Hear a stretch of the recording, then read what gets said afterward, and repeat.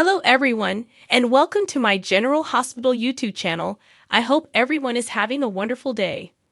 Before we begin, please hit the subscribe button and give this video a thumbs up.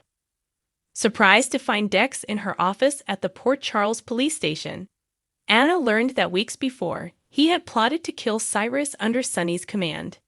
Dex remembered that Sonny had finally changed his mind at the last minute. If there was any evidence that Sonny had set up Dex to kill Cyrus, Anna wanted to know. Dex said Nina had seen him walk inside Cyrus's room. Anna figured Nina would keep quiet so she could keep Sonny safe. Anna mentioned that if Sonny found out about her and Dex's talk, Sonny would have Dex assassinated. Anna swore that her communication with Dex had never taken place and declared that she was unwilling to endanger Dex's life. As he was leaving, Dex advised Anna to think of him in the event that she required assistance in eliminating Sonny. Jocelyn broke down in tears as she told Carly she had broken up with Dex at Carly's mansion. Trying to comfort Jocelyn was Carly. She informed Jocelyn that Dex had been employed by a crime boss and that Dex was forced to obey Sonny's commands. Jocelyn claimed to have never even considered the possibility that Dex may murder someone. If Jason had ever killed someone under Sonny's command, Jocelyn questioned. Carly would always stand up for Jason, Jocelyn stated, adding that she didn't feel the same way about Dex. Carly replied that there were always conditions to love, and Jocelyn had found hers, unless it involved parents' children. Sonny and Christina shared memories of Dante at Charlie's pub. Dante would wake up. Sonny and Christina were determined to see to it. Sonny expressed his desire to emulate Dante's manly qualities. Attempting to uplift Sonny's spirits, Christina affectionately referred to him as the best dad there is. Nothing Sonny could do, according to Christina, would cause her to be disappointed in him. Natalia came up to Christina and Sonny. Christina presented Sonny to Natalia. Following their cordial welcome, Natalia informed Sonny that she had gone to beg for his assistance. Weeks before, Natalia remembered how shocked she was to discover Christina and Blaze sharing a bed. When Natalia chatted with Blaze the next morning, she simply made matters worse, she continued. Natalia questioned Sonny if he had always been okay with having a daughter who was, as she claimed, gay, and she indicated that she was finding it hard to accept that her daughter was gay. Christina had always been her own person, Sonny recalled, and parents couldn't make their kids into someone they didn't want them to be. Natalia gave a nod of approval and remarked that Christina was lucky to have Sonny as her father. Christina claimed to have known Sonny's unconditional love for her throughout her life. It has always given me a sense of security and empowerment. And Christina informed Natalia, who bowed her head. I really wish Ali had that with you. Jagger, at the hospital's nurses' station, heard Elizabeth and Willow talking about Dante. Jagger walked over and introduced himself after striking up a discussion with Elizabeth. Jagger requested to talk with Elizabeth alone. About Jason Morgan, Jagger uttered while Willow listened in close proximity. Jagger revealed that Dante was shot by Jason, according to the police.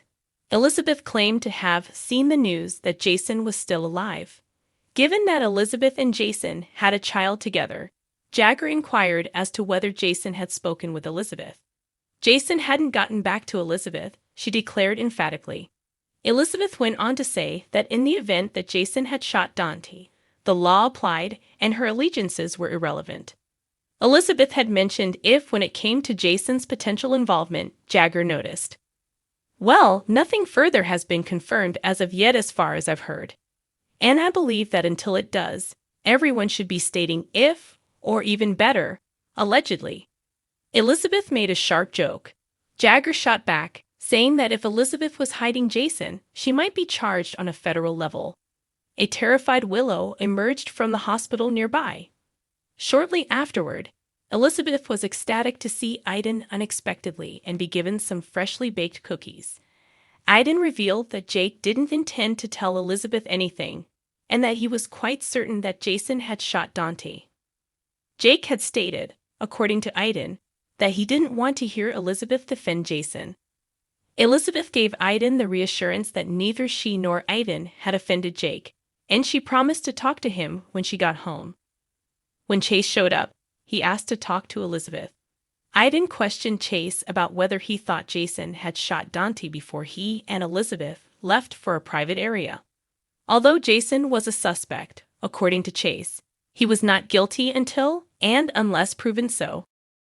When Aiden persisted, Chase said that although the evidence pointed to Jason shooting Dante, Jason had also called 911 and made an effort to assist Dante. Aiden wondered what Elizabeth would say to Jake after Chase left. Jason will have to deal with the fallout if he did this. This is a horrible scenario, and I believe that the appropriate response is sadness. And I am aware of Jake's terrible feelings on Don's ordeal. However, just because he's Jason's son doesn't make it his fault. If Jason really did shoot Dante, then only Jason will have to bear the consequences. Elizabeth pledged, "I will not allow the weight of Jason's sins to break Jake."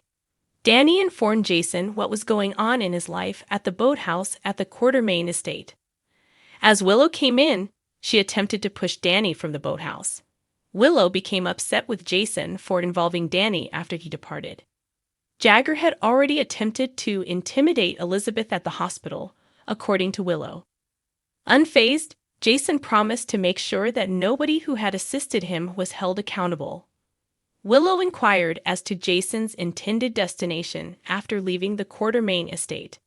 Jason muttered that he would hurt everyone as little as possible, especially with Danny, he continued. Jagger presented himself to Danny in the Quartermain house kitchen, then asked if he could talk to him about Jason. Danny denied seeing Jason or getting a call from him. Brooke Lynn interrupted at that moment, calling Jagger a disgrace to his badge. As Danny listened on, Brooke Lynn chastised Jagger. Jagger acknowledged that he'd overreached himself. Jagger obeyed Brooke Lynn's request to depart. Jagger left after asking Brooke Lynn to apologize to Danny on his behalf. Danny was impressed later with Brooke Lynn's approach to confronting Jagger. Later, Jagger was alone in his room at a Metro Court suite when he heard someone knock on the door. Anna was standing outside the room holding an alcohol bottle when Jagger opened the door. To Jagger, "I owe you a drink," Anna said. According to rumors for the upcoming 2 weeks of General Hospital, GH, from March 25 to April 5, Tabiana Alley's character Trina Robinson will begin to think that Jason Morgan, Steve Burton, may have fired the shot that wounded Curtis Ashford, Donald Turner. This suspicion will cause conflict with Jocelyn Jacks, Eden McCoy. Trina will become irate with Jocelyn for not realizing that this is a major problem for her throughout the week of March 25 to 29. But Stella Henry, Bernie Watson, will give Trina a pep talk that will help her deal with all the stress in her life. Still, Trina is going to disclose something sad to someone later. That would entail Trina confessing that occasionally she still feels as though he will walk through the door to Spencer Cassadine, Nicholas Alexander Chaver. Although Trina freely acknowledges that she has no idea how she would ever be able to go on, there is positive news in the works since Spencer managed to survive in secret and will eventually find her again. Thanks for watching. If you like this video, so please don't forget to subscribe my channel and don't miss any update.